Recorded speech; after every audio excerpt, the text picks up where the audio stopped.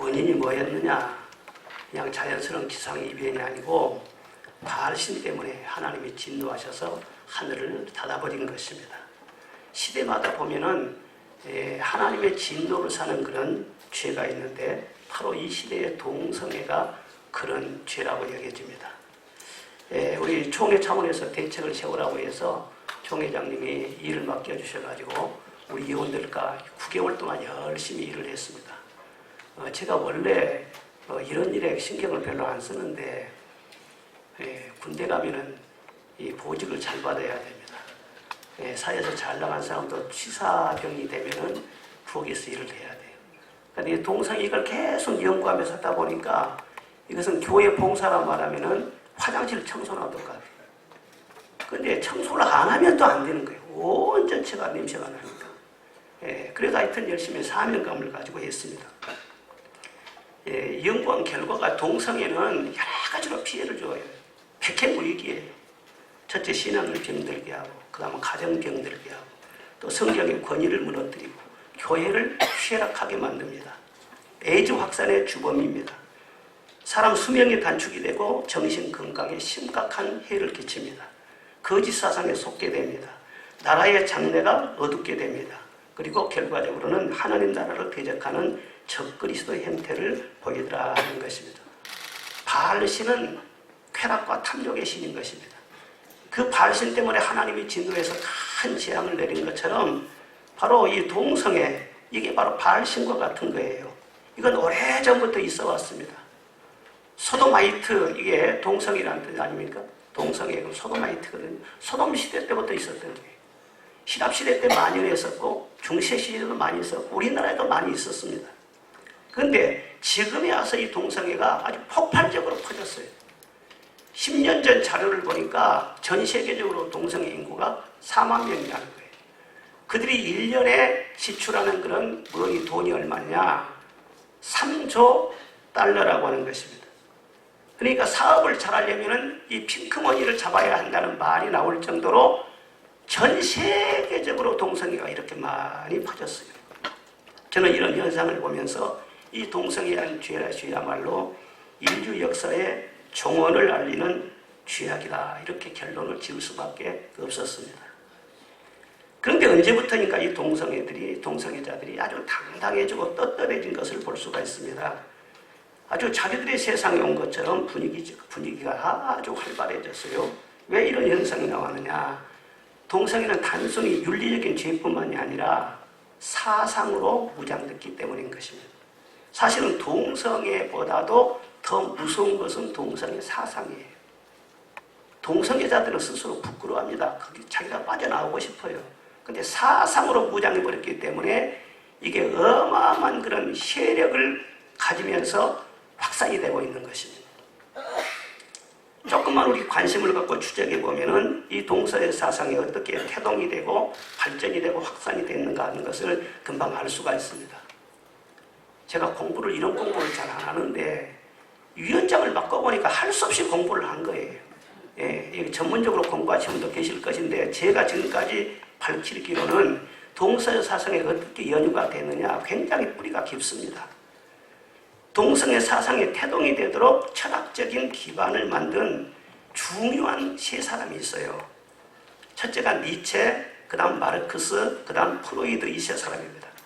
근데 이 세 사람의 공통점이 무엇이냐 하면은 영원한 진리는 없다는 거예요. 그래서 기존의 이 질서를 완전히 깨뜨려버리는 이 사람들이 이 세 사람입니다. 그런데 이들의 철학적 사상이 점점 진화되면서 동성애 이데올로기가 태동이 되도록 그렇게 만드는 역할을 한 것입니다.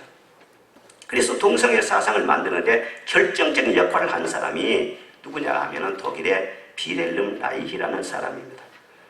그 사람은 무신론적인 공산주의와 휴머니즘을 혼합해서 새로운 사상을 만들었는데 그걸 네오막시즘이라 그러죠. 네오막시즘. 막시즘은 마르크스주의를 말합니다. 공산주의를 말하는 것입니다. 공산주의의 핵심이 무엇입니까? 혁명을 일으켜서 계급을 타파하고 빈부 차이가 없는 평등한 세상을 만들어야 된다. 그래야 파라다이스, 완전히 우리가 이상적으로 바라는 그런 세상이 온다. 이게 바로 공산주의거든요. 이건 거짓입니다. 하나님을 제껴놓고 인간이 그렇게 해서 평등한 세상에 온다고 하는 것 거짓입니다. 사탄의 사상이에요.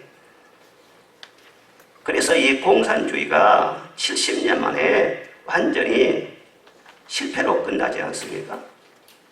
그런데 이 마르크스주의가 완전히 끝났다고 해서 죽은 것이 아니에요. 그 사상이 그대로 살아있어요. 그래서 혁명과 무력으로 봉기를 했던 이 공산주의는 실패했지만은 이제는 무력이 아닌 휴머니즘과 문화를 통해서 세상을 바꿀 수 있다. 이것이 바로 네오 막시즘이라고 하는 것입니다. 이 네오 막시즘을 만든 비렐름 라인은 성정치를 주장을 했어요. 모든 정신병은 어디서 오느냐? 성적인 억압에서 온다는 것입니다. 그래서 인간은 억눌려 있는 성적 욕망을 해방시켰을 때, 마음껏 분출을 했을 때 평등하고 차별 없는 세상을 살게 된다. 그렇게 주장을 한 것입니다. 그렇게 주장한 것은 그 사람이 그런 가정적인 아픔이 있었어요. 어렸을 적에 그 어머니가 가정교사와 간통하는 장면을 목격하게 되는데 그것을 아버지에게 일러 바칩니다. 그런데 아버지가 그 어머니가 충격을 받아가지고 그냥 자살을 해버리고 말아요. 이때부터 이 라인은 성욕을 억제하는 제도나 문화나 그런 모든 것에 대해서 반감을 가지게 되는 것입니다. 그리고 정치를 하려면 성적인 억압부터 풀어주는 정치를 해야 된다. 그리고 성적인 억압을 하는 모든 것은 철폐가 돼야 된다. 동성애를 포함해서 어떤 형태의 성행위가 됐든지 간에 억압하면 안 된다. 그러니까 이론적으로 사상적으로 동성애를 정당화시키는 그런 토대를 만들어준 것입니다. 그리고 이런 모든 토대를 중심으로 해서 또 계속 이게 발전시켜 나갑니다. 또 중요한 인물이 안토니오 그람시라고 하는 인물인데 이 사람은 이 네오 막시즘, 이 혁명 사상을 선전하고 선동하고 그래서 과감하게 실천하도록 했던 그런 사람입니다. 이 사람의 주장이 무엇이냐 그러면은 러시아의 볼세비키 혁명을 할 때 이 러시아는 농업국가였기 때문에 그 무력으로 봉기한 그 사람들이 막 그냥 진출을 하면서 쉽게 무력으로 그 제압을 할 수 있었다는 겁니다. 기동전을 펴서 그 러시아 전체를 접수할 수 있었다는 것입니다. 그런데 이 서유럽은 경제적으로는 자본주의고 정치적으로는 자유민주주의고 잘 살고 있어요. 풍요를 누리고 있어요. 그렇기 때문에 견고한 진지를 구축하는 것과 같다. 그래서 러시아를 이렇게 무력으로 점령하듯이 그렇게 할 수가 없다는 겁니다. 체제 전복을 할 수가 없다고 하는 것입니다. 그럼 어떻게 해야 되느냐? 어떻게 혁명을 완수할 수 있겠느냐? 정치적으로나 경제체제 그걸 그대로 두고 정신을 타락시켜버리면 되지 않겠느냐? 그래서 혁명의 장애가 되는 가정이나 학교나 교회를 정신을 타락시키면 무너뜨릴 수 있지 않겠느냐? 그래서 휴머니즘, 자유와 인권을 앞으로 내세워서 정신을 타락시키는 그런 역할을 하는 것입니다. 특히 동성이라는 것은 성경의 권위를 무너뜨리죠. 하나님의 창조의 질서를 무너뜨리죠. 그리고 교회를 무너뜨리기 아주 효과적인 무기라는 것입니다. 그래서 이 동성애를 적극적으로 활용해야 된다. 이렇게 주장하는 사람이 바로 안토니오 그람시라고 하는 사람입니다. 또 한 사람이 있습니다. 주디스 버틀러라고 하는 사람인데 이 사람은 젠더 트러블이라고 하는 책을 쓴 사람입니다. 그래서 혁명을 완수하려면은 밖에서 아무리 공격해도 내부가 결속이 되고 강하면은 혁명을 이게 완수할 수가 없다는 거예요. 그래서 내부적으로 이 안에 있는 것을 트러블을 일으켜가지고 이걸 스스로 내분이 일어나게 하고 무너지게 만들어야 되는데 이 어떻게 이 기존의 가정이라든가 나라라든가 교회라든가 이 기존의 이 강력한 것을 무너뜨릴 수가 있겠느냐. 내부에 트러블을 일으킬 수 있도록 그렇게 조장을 해야 되는데 무엇으로 할 수 있겠느냐. 가만히 연구해 보니까 성전체 정체성에 혼란을 일으키는 거예요. 성정체성에 트러블을 조장하게 되면 이게 다 무너지게 되겠거든요.